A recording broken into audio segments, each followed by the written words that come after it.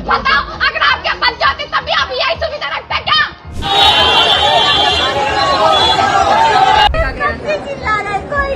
सुनेंगे, देखो यही ताकत है कि वो इसीलिए नहीं आ रहा। 4 बार इकट्ठे हो गए, कोई सुनने को तैयार नहीं। जनता कुछ नहीं बोली, जनता उफ तक नहीं करी सर। कहते हैं नाली के कीड़े हो, नाली में जियोगे नाली में मर जाओगे। जेन-ज़ी के बाद अब जेन अल्फा भी सड़कों पर उतरती नजर आ रही है। देश के अलग अलग हिस्सों में छात्र प्रदर्शन कर रहे हैं और इसकी सबसे बड़ी वजह बताई जा रही है शिक्षा व्यवस्था में सुधार की मांग। मध्य प्रदेश के उज्जैन से लेकर राजस्थान के अलवर, उत्तर प्रदेश के लखनऊ और कन्नौज तक छात्रों का प्रदर्शन लगातार तेज होता जा रहा है। कहीं छात्र डीएम से सीधे भिड़ते नजर आ रहे हैं तो कहीं जोरदार नारेबाजी हो रही है, कहीं सड़कों पर जाम लगा है तो कहीं बच्चे खुद को कमरों में बंद करके विरोध जता रहे हैं। खास बात यह है कि सीजेपी के प्रवक्ता आशुतोष रांका ने भी जेन अल्फा के इस प्रदर्शन को अपना समर्थन दिया है। जेन अल्फा का ऐसा रूप शायद इससे पहले किसी ने नहीं देखा होगा, लेकिन अब जो तस्वीर सामने आ रही है वो आने वाले वक्त में बीजेपी सरकार के लिए बड़ी चुनौती बन सकती है।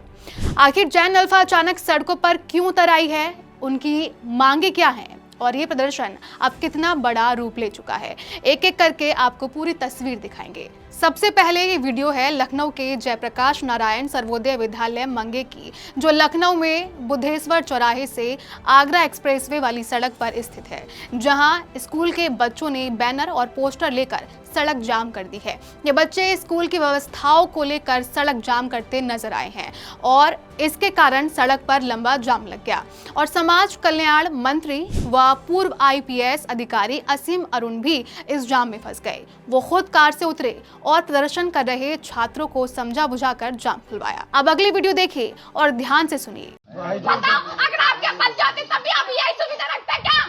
जिन्होंने एक भी कमरा नहीं लिया अपने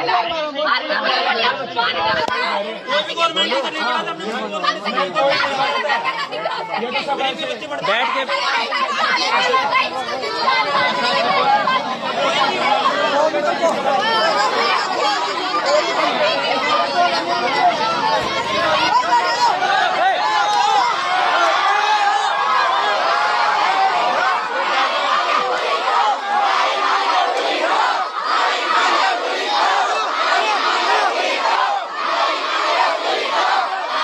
यहाँ ये बच्चे सवाल पूछ रहे हैं कि अगर आपके बच्चे होते तो क्या आप उन्हें ऐसी व्यवस्थाएं देते, ऐसी सुविधाएं देते। ये मामला राजकीय उच्च माध्यमिक विद्यालय थाना गाजी जोधावास अलवर राजस्थान का है, जहां स्कूल की बिल्डिंग टूटी हुई है, जर्जर बिल्डिंग है और मात्र बस एक दिन पहले यहां स्कूल में प्लास्टर गिरा जिससे एक लड़की घायल हो गई, लेकिन फिर भी सरकार इसकी परवाह नहीं करती।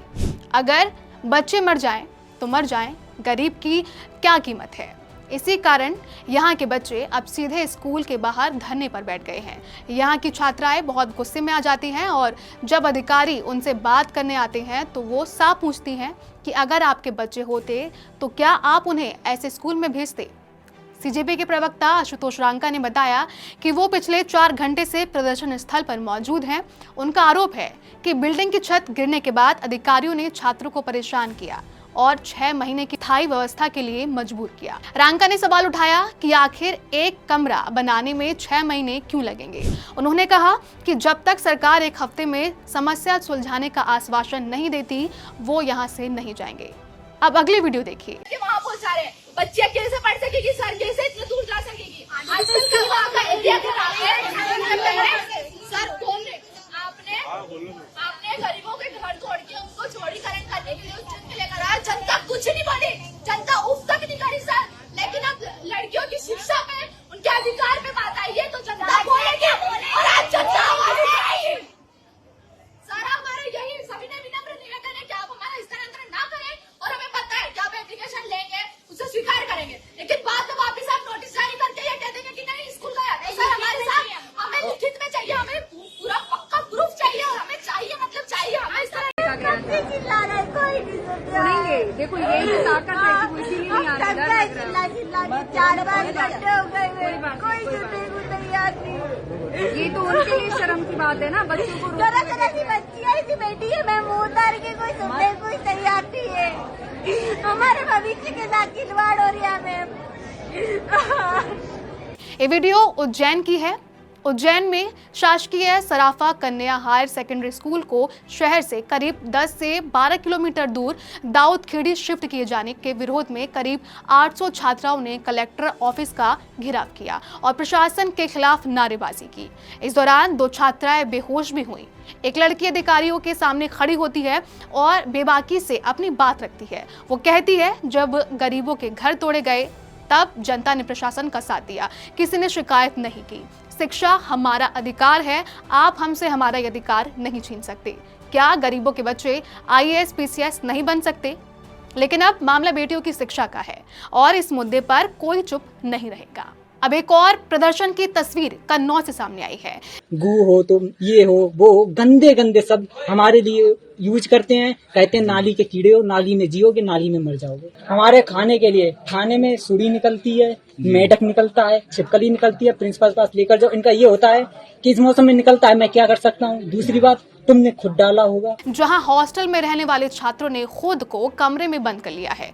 छात्रों का आरोप है कि स्कूल स्टाफ उनके साथ बदसलूकी करता है और अपमानजनक शब्दों का इस्तेमाल करता है। बच्चों के मुताबिक प्रिंसिपल उन्हें नाले का कीड़ा कहते हैं और कहते हैं कि आप नाले में पैदा हुए हैं और नाले में ही मरेंगे।